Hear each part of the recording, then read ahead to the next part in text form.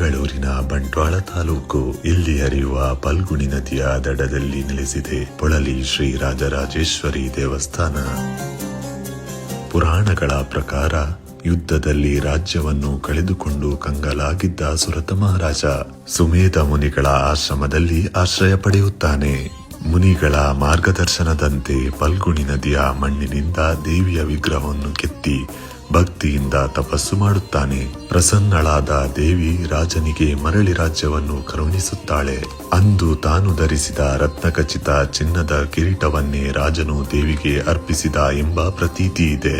ಇತಿಹಾಸದ ಪುಟಗಳಲ್ಲೂ ಪೊಳಲಿಯ ಉಲ್ಲೇಖವಿದೆ. ಸಂಸ್ಕೃತದಲ್ಲಿ ಇದು ಪುಳಿನಾಪುರ, ತುಳು ಭಾಷೆಯಲ್ಲಿ ಪುರಲ್ ಎಂದರೆ ನದಿಯು ತಿರುವು ಪಡೆಯುವ ಜಾಗ ಎಂದರ್ಥ.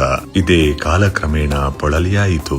ಇಲ್ಲಿನ ಪ್ರಮುಖ ಆಕರ್ಷಣೆ ಎಂದರೆ ಸುಮಾರು 9 ಅಡಿ ಎತ್ತರದ ರಾಜರಾಜೇಶ್ವರಿಯ ದೇವಿಯ ವಿಗ್ರಹ.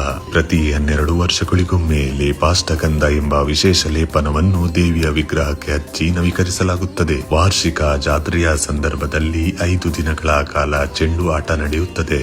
ಇದು ಕೆಡಕಿನ ಮೇಲೆ ಒಳ್ಳೆಯದರ ವಿಜಯವನ್ನು ಸಂಕೇತಿಸುತ್ತದೆ. ನಂಬಿ ಬಂದ ಭಕ್ತರ ಕಷ್ಟಗಳನ್ನು ನೀಗಿಸುವ ಕರುಣಾಮಯಿ ತಾಯಿ ರಾಜರಾಜೇಶ್ವರಿ.